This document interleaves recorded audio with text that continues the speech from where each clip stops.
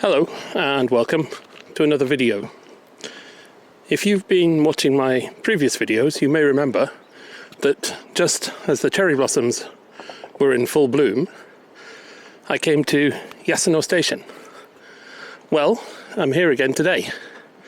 Obviously the cherry blossoms have long since fallen, but I thought I'd come and see what the fresh green of early summer is like. And I have to say, it's pretty beautiful. This is the Ota River, which flows just by Yasuno station. I don't remember there being that much heavy rain recently, but the river seems to be flowing pretty strongly. Maybe it's just always like that, just here. Anyway, my destination for today isn't actually Yasuno. I'm heading further north to another station on the old Kabe Line, Tanoshiri station, and then up into the hills to Ini no Tanada, which is a series of terraced rice fields, which at this time of the year should be pretty beautiful. I really just called in at Yasuno because it was on the way. Anyway, I'm pretty glad I did, but it's time to head further on, I think. Okay, so this is Tanoshiri station, one of the old stations on the closed part of the Kabe line up to Sandankyo. And, well, what a spectacular location for a little station like this. You can see the Ota River flowing by, we have the mountains, and it's just a very peaceful little place. You have to wonder, with scenery like this, especially on a day like this, whether this couldn't have become some sort of tourist line. But as I said in a previous video, when I came to Yasuno before, in the red leaf season, the trains were crowded. For the rest of the year, unfortunately, no matter how beautiful this scenery, they were basically empty. So I suppose you can't really argue with market forces in the end. Still, at least this station remains as some sort of memorial to the old days and the days when the Kabe line still ran as far as Sandankyo. I suppose I should be thankful, we should be thankful for small mercies. The track here was lifted long ago. The station platform itself remains, and so does the little waiting shelter. But really, there's not that much else.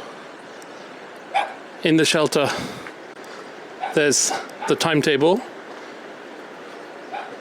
from the time when the station closed. I don't know if you can see on this video, but there weren't that many services. Heading south, there were 1, 2, 3, 4, 5, 6, 7, 8 trains a day, but none of them went as far as Hiroshima. They all terminated at Kabe, and then you would have needed to change onto a Hiroshima train. Going north towards Kake and Sandankyo, there were 1, 2, 3, 4, 5, also 8 trains a day. And 1, 2, 3, 4 of 5, 6 actually, 6 of those terminated at Kake. So from here there were only 2 direct trains a day as far as Sandankyo. Now I seem to remember that there were some trains from Kake to Sandankyo, but even so, you can see that there wasn't a particularly frequent service. Actually, though, before I set off today, I was looking at the old figures for how many people used each of these stations a day. And surprisingly, this station, Tanoshiri, had 9 passengers a day in, I think, 2002, so the year before it closed. Which, I have to say, is more than I thought. I was expecting 1 or 2. I think you can probably see from this video, there's not that many houses around here. It really is a very small village, maybe just really even a hamlet. So in a way I'm quite surprised that 9 people caught the train a day from here. I wonder where they went, to be honest. And it seems like, from what I can see, most of the other small stations along this part of the line had similar sort of figures. So, okay, it wasn't a profitable line, I'm sure. But I wonder whether it had to be closed. I don't know. And obviously, I don't run JR, so I'm not privy to all the information the managers, I'm sure, had. But I don't know. Every time I come here, I feel that it's such a shame that this line, and for that matter, other lines like this, have had to close. I don't know. I'm sure in an ideal world there would have been some way of keeping them running and making use of the fact that they travel through such wonderful scenery. Okay, so this is the little village of Imi, up in the hills. What do you think? Stunning or stunning? Yep, stunning.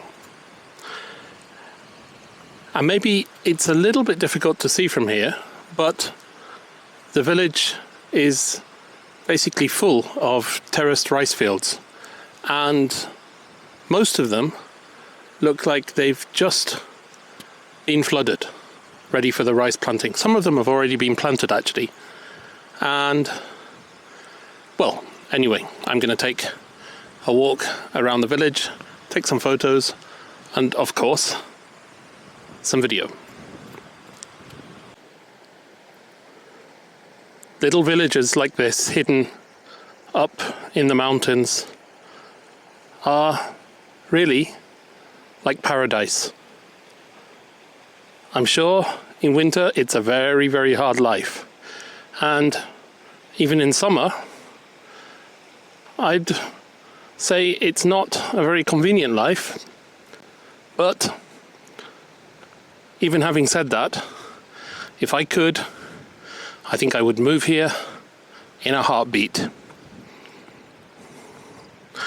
Of course, it would be contingent on my being able to get Amazon deliveries the next day. But apart from that, yeah, I'd move here. Definitely.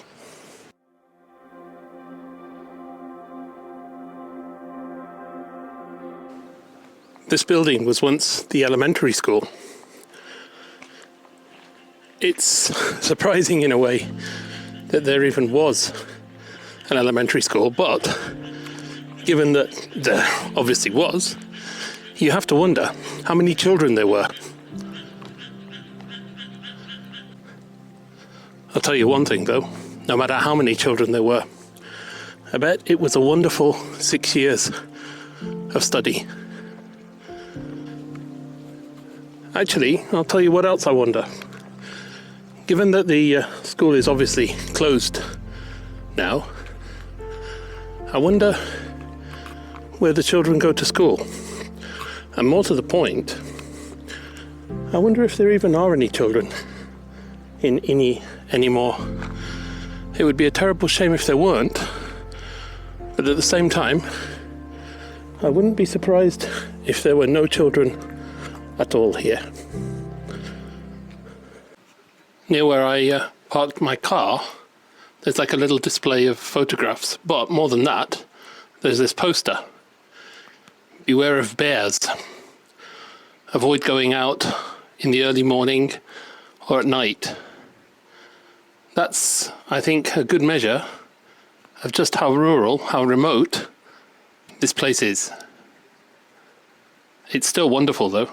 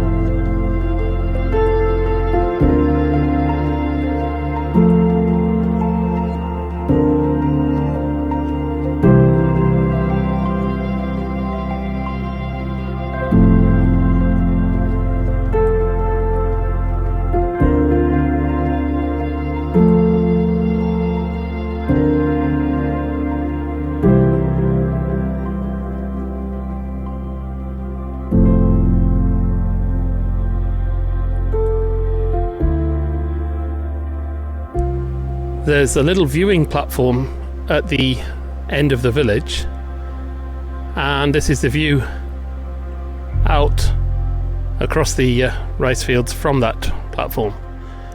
It really is a beautiful sight. You can really see how the rice fields are terraced into the valley as well.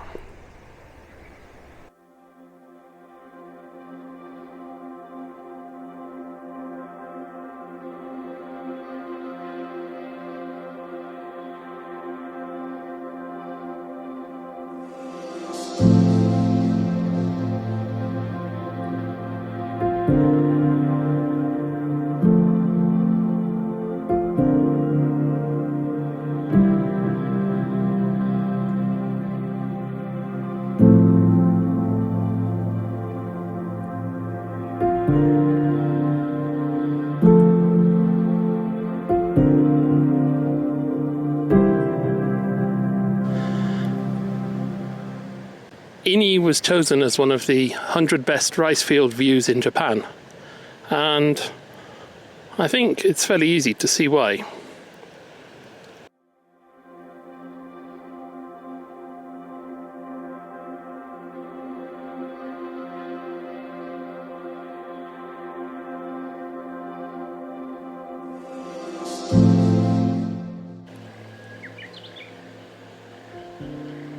The only thing that concerns me slightly is that, as I said in the video when I visited Nuno the other day, there seem to be far fewer rice fields being cultivated than when I came here a few years ago.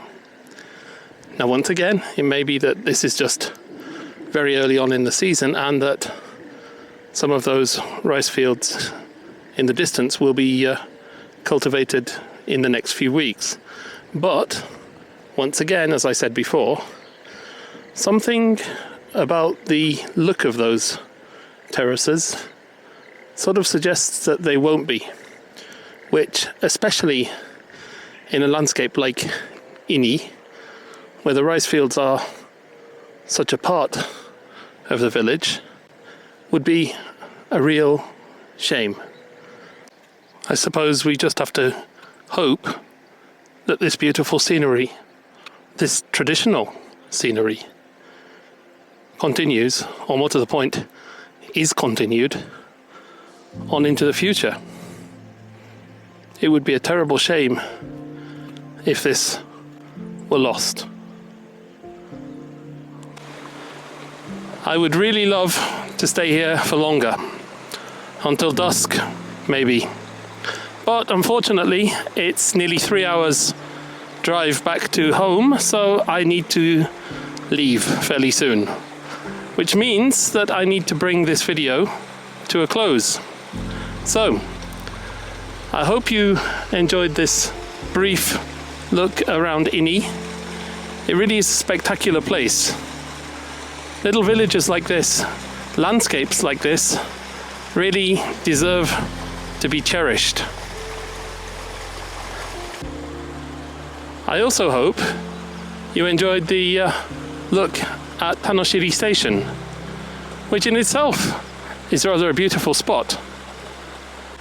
Anyway, this place is a little bit difficult to get to, but if you ever find yourself in Hiroshima, especially the north of Hiroshima, it is well worth a visit.